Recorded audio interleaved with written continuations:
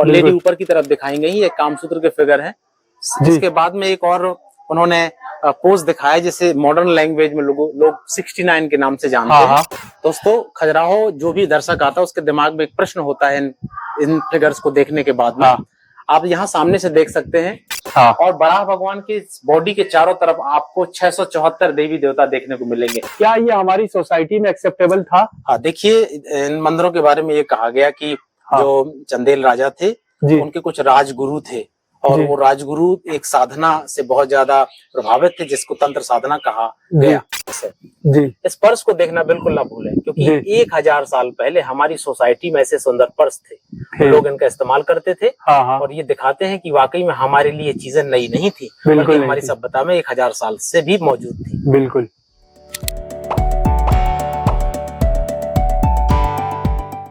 Hello, नमस्ते। Herzlich willkommen hier in Indien, besonders hier in Khajuraho. Wir sind heute in Khajuraho, das ist ein kleines Ort, aber wir haben die schönste Tempel der Welt in Khajuraho. क्या बोल रहा है? उबला हुआ अंडा मांग रहा है। A few moments later. तो गाइस, अभी हम लोग हैं खजुराहो के मंदिर में और खजुराहो का ये हेरिटेज साइट है और ये है हमारे साथ में सतेंद्र सिंह और ये हमारे गाइड है और ये हमको घुमाएंगे आज खजुराहो का मंदिर, है ना? तो दोस्तों, स्वागत है आपका खजुराहो में एक छोटे से गाँव में। और अभी हम लोग वेस्टर्न ग्रुप ऑफ टेम्पल के गैलरी के पास में ही खड़े हैं और आप हमारे पीछे एक बोर्ड देख सकते हैं जिससे हमें जानकारी मिल रही है कि हम लोग वर्ल्ड हेरिटेज साइट में हैं। 1986 में यूनेस्को ने इसको वर्ल्ड हेरिटेज साइट का दर्जा दिया था और जब से वर्ल्ड हेरिटेज साइट डिक्लेयर हुआ तब से बाहर के लोगों ने आकर के खजुराहो में काफी सारा पैसा इन्वेस्ट किया, जिसमें आज हम बड़े बड़े होटल्स, रेस्टोरेंट्स और वर्ल्ड क्लास सर्विस को खजुराहो में महसूस कर पाते हैं, देख पाते हैं। तो चलिए विजिट शुरू करते हैं। तो हम लोग कहाँ से शुरू कर रहे हैं? हम लोग वेस्टर्न ग्रुप ऑफ टेम्पल यहीं से शुरू करेंगे। इसमें 12 मंदिरों का कॉम्प्लेक्स हम देखेंगे और जिसमें हमें कंदारिया महादेव मंदिर जो कि वर्ल्ड फेमस टेम्पल है वो भी देखने को मिलेगा। इसके अलावा देवी जगदम्बी, विश्वनाथ मंदिर, लक्ष्मण टेम्पल, नंदी, वराह, प्रतापेश्वर। और आप एक एक बताते जाएंगे कि कब बना है, कैसे बना है। बिल्कुल।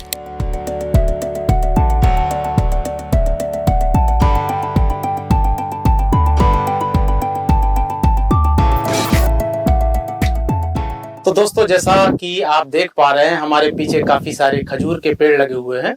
जब भी हम इस गांव का नाम पढ़ते हैं खजुराहो, इसमें 2 शब्द हैं, खजूर और राहो का मतलब गली। तो ये खजूर की गली थी। ऐसा कहा जाता है कि खजुराहो में खजूर के पेड़ बहुत सारे मिलते थे उस समय, तो लोग इसे खजुराहो भी कहते रहे हैं। आपने एक मुस्लिम ट्रैवलर के बारे में जरूर सुना होगा जो कि मोरक्को से आया था, उसका नाम था इब्न बतूता। बहन के जूता। जी जी जी जी जी, बिल्कुल। तो इब्न बतूता ने भी इस जगह का नाम अपनी किताब में, अपने अकाउंट में लिखा है खजूर वाटिका, गार्डन ऑफ डेट्स। ये मीनिंग है खजुराहो का। खजुराहो का नाम खजुराहो कैसे पड़ा, अभी सतेंद्र भाई ने वो बताया हम लोगों को, है ना? तो अब आगे चलते और भी बाकी की चीजें देखने के लिए। ये जो पीछे आप लोग लेक देख रहे हैं इसके बारे में भी एक कहानी, और वो क्या कहानी है वो हम लोग सतेंद्र भाई से सुनेंगे। बताइए। देखिए, खजुराहो में न सिर्फ मंदिर है बल्कि यहाँ कुछ लेक्स भी हैं और इन लेक्स का बहुत बड़ा इंपॉर्टेंस है खजुराहो के मंदिरों से। हमारे पीछे जो आप लेक देख पा रहे हैं इसको हम कहते हैं शिव सागर लेक। शिव सागर लेक। इनके बगल में यहाँ पर एक शंकर जी का मंदिर है, इसके नाम पे इनको शिव सागर लेक कहा गया है।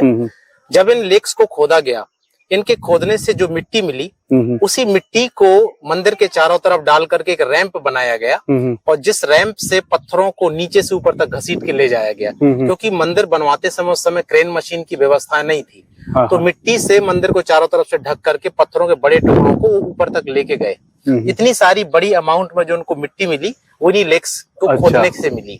साथ ही साथ एक और भी काम हो गया, मंदिरों के बगल में तालाब है जिसमें लोग पहले नहा सके, इसके बाद फिर मंदिर के अंदर दर्शन कर सके और पूजा कर सके। इससे उनके 2 पर्पस पूरे होते थे। तो हमारे खजुराहो में 3 बड़ी लेक्स हैं जिनको हम शिव सागर, प्रेम सागर और एक गांव के पास तालाब जिसको हम धुबुआ तालाब कहते हैं। तो ये है सेंटर पॉइंट, यहाँ से सारे मंदिर दिखते हैं और सतेंद्र भाई हम लोगों को दिखाएंगे कौन कौन सा मंदिर है। बताइए। देखिए, अभी हम लोग western group of temple Khajuraho में है। इसको हम वेस्टर्न ग्रुप इसलिए कहते हैं क्योंकि ये खजुराहो गांव से वेस्ट की तरफ लोकेटेड है। इसका वेस्टर्न कल्चर से कोई लेना देना नहीं है। अभी आप हमारे ठीक पीछे की तरफ सामने महुए के पेड़ की पीछे की तरफ एक मंदिर देख पा रहे हैं जिसको हम कंदरिया महादेव मंदिर कहते हैं। कंदरिया महादेव सबसे मंदिर, बड़ा मंदिर वो है। और उसी सेम प्लेटफॉर्म पे आपको बगल में भी एक मंदिर दिखाई दे रहा होगा जिसको देवी जगदम्बी मंदिर के नाम से जाना जाता है। अच्छा। और उस सीरीज में सबसे लास्ट में पेड़ों के पीछे एक मंदिर आप देख रहे होंगे, चित्रगुप्त मंदिर, जो कि भगवान सूर्य का है। ठीक सामने की तरफ जो मंदिर है ये भगवान शिव का है, विश्वनाथ मंदिर। विश्वनाथ मंदिर।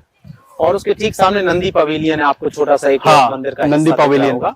और उसके बगल में आपको एक सफेद मंदिर आप देख पा रहे हैं। ये आज से 150 साल पहले एक लोकल के राजा के द्वारा तैयार करवाया गया मंदिर। प्रताप सिंह उनका नाम, प्रताप सिंह करके एक राजा थे, उनके द्वारा तैयार किया गया है वो प्रतापेश्वर मंदिर। प्रतापेश्वर मंदिर, प्रतापेश्वर मंदिर।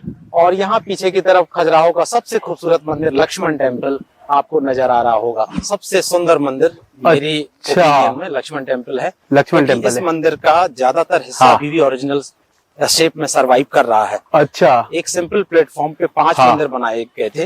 वो किसी समय ऐसे बनाए गए थे जिसमें सिंपल प्लेटफॉर्म पे 5 मंदिर का एक कॉम्बिनेशन हो। मतलब एक सिंपल प्लेटफॉर्म था, बड़ा मंदिर बीच में, 4 कॉर्नर्स पे 4 छोटे मंदिर थे। लेकिन समय के साथ कॉर्नर्स वाले मंदिर कई मंदिरों के टूट गए, सिर्फ बीच वाला ही सरवाइव कर रहा है।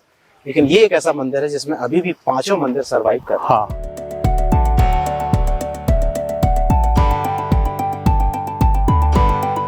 देखिए 2 चंदेल राजाओं की मीटिंग दिखाऊं मैं आपको। हाँ, ये 2 चंदेल राजा हैं। अच्छा, ये चंदेल राजा है। हाँ, चंदेल राजा मतलब जो चंदेल राजवंश जिन्होंने इन मंदिरों को बनाया है, तो ऐसे चंदेल राजा हैं जो कि आपस में बैठकर कोई चर्चा कर रहे हैं। अच्छा। एक के हाथ में एक लड्डू है। हाँ। और सामने से उनकी एक कोई उनका एक दास है जो उनको हवा करते हुए, पंखा से हवा करते हुए कुछ खिला रहा है। ठीक है। यहाँ इनका हाथ टूट गया, अदरवाइज हो सकता है यहाँ पे भी हाथ में लड्डू रहा हो। पीछे व्यक्ति एक छाता लगा करके शेड किए हुए खड़ा है। उनके बैठने के लिए नीचे की तरफ आप देखिए कमल के फूल जैसी डिजाइन बनी हुई, ये सोफा था उस समय का। और साथ में ये जो सेक्रेटरी है उसके पीछे एक पिट्ठू बैग है। उस बैग में अलग अलग होल है, उसमें अलग अलग सामान रखने की जगह थी। तो देखिए यहाँ पे उस जमाने के जो राजा थे उनके बारे में कुछ कुछ दिखाया गया है जो सत्येंद्र भाई हम लोगों को बताएंगे। बताइए। देखिए सामने की तरफ एक आराम गाह दिखाई गई है जहाँ पर राजा बड़े आराम से लेटे हुए दिखाए गए हैं। उनके आसपास बैठे हुए जो दरबारी हैं, वो दरबारी आपस में चर्चा करते हुए राजा के बारे में बता रहे हैं कि हमारे राज्य में सब कुछ ठीक चल रहा है। ठीक है, वार्तालाप चलते हुए दिखाया गया है राजा का। ये है वराह देवता का मंदिर और यहाँ पे विराजमान है वराह देवता। आइए इसके बारे में क्लोज से बताते हैं।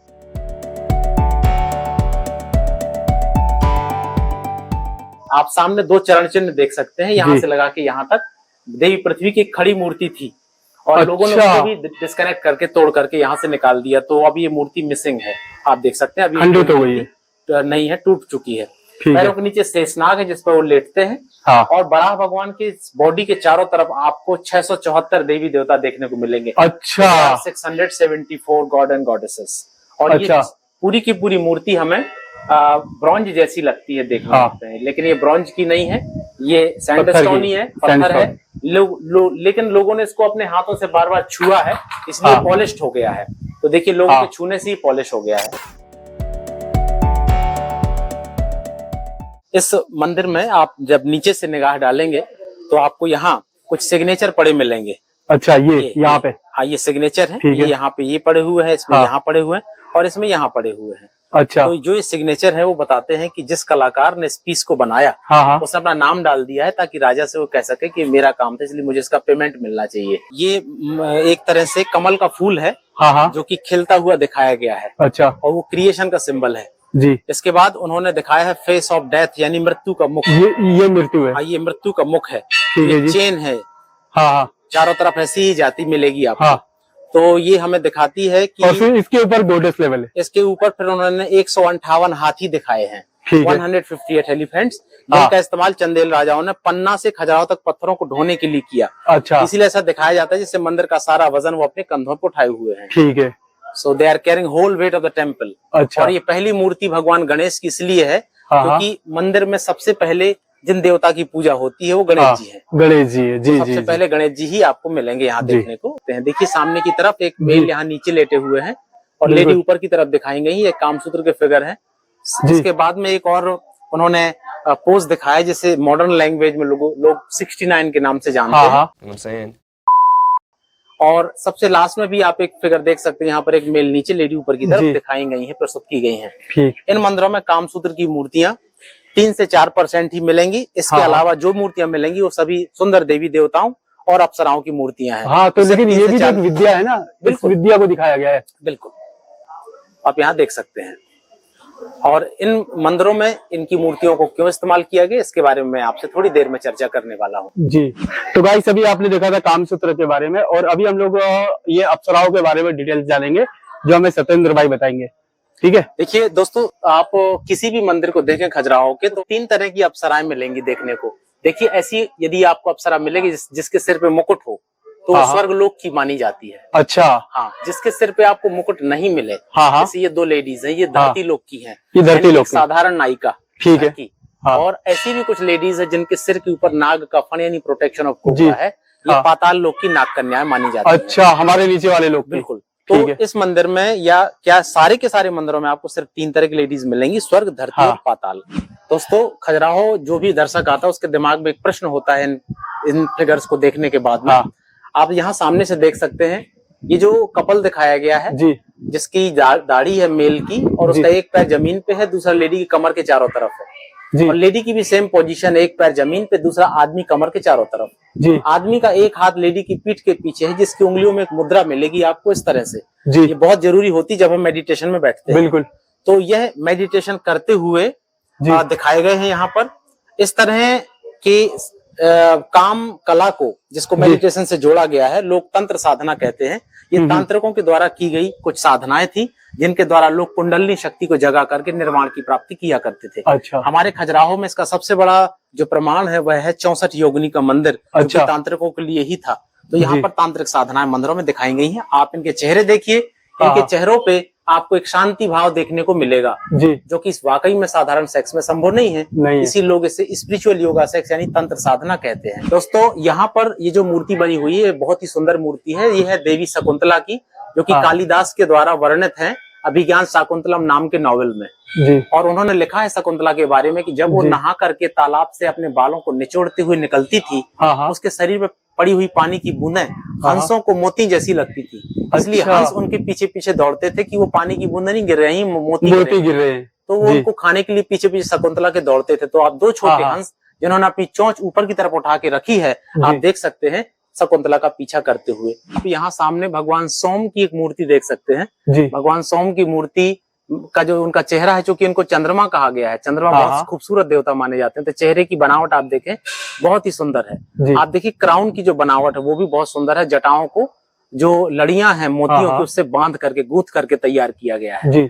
उनके सिर के ठीक ऊपर बाईं तरफ आप देखिए चंद्रमा का एक काजू जैसा निशान बना हुआ है, और ये बताता है कि ये चंद्रमा है, क्योंकि उनके सिर के ऊपर चंद्रमा है। यहाँ पे जो मूर्ति है वो एक अप्सरा की है, जो कि अपने मांग में सिंदूर लगा रही है। अच्छा। तो मांग में सिंदूर लगाते उसके लेफ्ट हैंड में दर्पण है, राइट हैंड की चुटकी से वो मांग में सिंदूर लगाते दिखाई गई है। जी। उसके चेहरे की बनावट आप देखें, आंखों का, नाक का, लिप्स का, ठोड़ी का, और उसके हाथों का, पैरों का, कमर का जो प्रोपोर्शन होना चाहिए वो एज इट इज है, जैसा कि एक नवयुवती में होता है। तो आप देख सकते हैं यहाँ पर उसके चेहरे की मुस्कुराहट जो बता रही कि वो अपनी ब्यूटी से बहुत खुश है। और ये जो मिरर थे उस समय के, ये किसी मेटल के ही बने हुआ करते थे, ये कांच के नहीं थे। उसको पॉलिश कर दिया जिससे उस पर रिफ्लेक्शन होता था। तो आप यहाँ देख सकते हैं एक लेडी को मांग में सिंदूर लगाते हुए। ठीक है। बगल में भगवान शंकर जी हैं। अच्छा, भोलेनाथ। हाँ, भगवान भोलेनाथ को दिखाया गया, नीचे नंदी बैठे हुए हैं, कमंडल है, और बगल में एक लेडी जो है अपने कान को खुजलाते हुए दिखाई गई है। कान खुजलाने का जो आनंद होता है, जो सुकून होता है, तो उसी व्यक्ति को समझ में आता है जो कान खुजलाने की आदत रखता है। बिल्कुल। आप उनके चेहरे की तरफ यदि गौर से देखेंगे तो देखिए कान खुजलाते उसके लिप्स आधे खुल गए हैं। आंखों को का जो शेड है वो आधा बंद हुआ दिखाया गया है, और उस आनंद की अनुभूति करते उसको दिखाया गया है कि जो किसी व्यक्ति को कान खुजलाने से होती है। ठीक है। तो आप वो भाव जो 1000 साल पहले की मूर्ति में डाले गए, आज भी आप उन्हें देख सकते हैं। आज भी देख सकते हैं। ये है भगवान सूर्या। और ये जो है 2 पत्नियों के साथ यहाँ दिखाए गए हैं। इनकी 2 पत्नियां हैं, इनको हम कहते हैं उषा और संध्या। उषा और संध्या। हाँ, दोनों के एक पुत्र हैं जो नीचे की तरफ खड़े हुए दिखाए गए हैं। ठीक है। भगवान सूर्य के ठीक सामने की तरफ एक बड़ा सा कवच आप देख सकते हैं। तो कवच पहने हुए एक देवता होते हैं ये। इनके कानों में बड़े बड़े कुंडल भी आपको देखने को मिलेंगे, और ये भगवान सूर्य दिखाए गए हैं। और इनका जो कलर है मूर्ति का वो लाल है, क्योंकि ये पश्चिम दिशा है, और पश्चिम दिशा की तरफ जो सूर्य जाते हैं अस्त होते हुए, उनका जो कलर है वो लाल होता है। तो ये लाल कलर का पत्थर ही यहाँ इस्तेमाल किया गया ताकि अस्त होते हुए सूर्य को दिखाया जा सके। बिल्कुल। आप देखिए सामने की तरफ लेडी का जो आंखें हैं वो पूरी तरीके से जो है कांटे पर ही फिक्स दिखाई गई है। बिल्कुल। और अटेंडेंट के हाथ में एक सुंदर सा पर्स है जी। इस पर्स को देखना बिल्कुल ना भूलें, क्योंकि 1000 साल पहले हमारी सोसाइटी में ऐसे सुंदर पर्स थे, लोग इनका इस्तेमाल करते थे। और ये दिखाते हैं कि वाकई में हमारे लिए चीजें नई नहीं थी, बल्कि हमारी सभ्यता में 1000 साल से भी मौजूद थी। बिल्कुल। दोस्तों यहाँ पे जो मूर्ति है वो वैसी ही मूर्ति है जो हमने मंदिर के दूसरे तरफ देखी है। एक बार पुनः आप देख सकते हैं यहाँ पर एक लविंग कपल को किसिंग टंग टू टंग करते दिखाया गया है। लोग इसे फ्रेंच किस कहते हैं, फ्रेंच किस। हालांकि यह फ्रेंच किस नहीं है, इंडियन किस ही है और 1000 साल पहले से हम इसको इस्तेमाल करते हैं। मतलब इनसे बहुत पहले से। बिल्कुल, ये तंत्र साधना ही दिखाई गई है। वो लेडी नीचे बैठ के क्या कर रही है? और इसके बारे में मुझे आप ये बताइए, क्या ये हमारी सोसाइटी में एक्सेप्टेबल था? हाँ, देखिए इन मंदिरों के बारे में ये कहा गया कि जो चंदेल राजा थे उनके कुछ राजगुरु थे और वो राजगुरु एक साधना से बहुत ज्यादा प्रभावित थे जिसको तंत्र साधना कहा गया। तो तंत्र साधना के द्वारा चंदेल राजा ने ये बताने की कोशिश की कि देखिए गृहस्थ में रह करके भी हम निर्वाण की प्राप्ति कर सकते हैं, मोक्ष की तरफ जा सकते हैं। तो उनके लिए तंत्र साधना बहुत इंपॉर्टेंट थी, बहुत ही खास थी, इसलिए इस तरह की मूर्तियों को मंदिरों में जगह दी गई है। और हमें एक बात बिल्कुल भी नहीं भूलनी चाहिए कि इन मंदिरों को राजा ने पुण्य कमाने के लिए बनाया। तो ये सारी की सारी चीजें जो मंदिरों में दिखाई गई हैं इनको सोशल लोगों ने ही बनाया है और लोगों ने इनको एक्सेप्ट किया है और राजा को परमिशन दी है कि हाँ ये आप यहाँ पर ठीक तरीके से काम को करते हुए दिखाए गए हैं या बना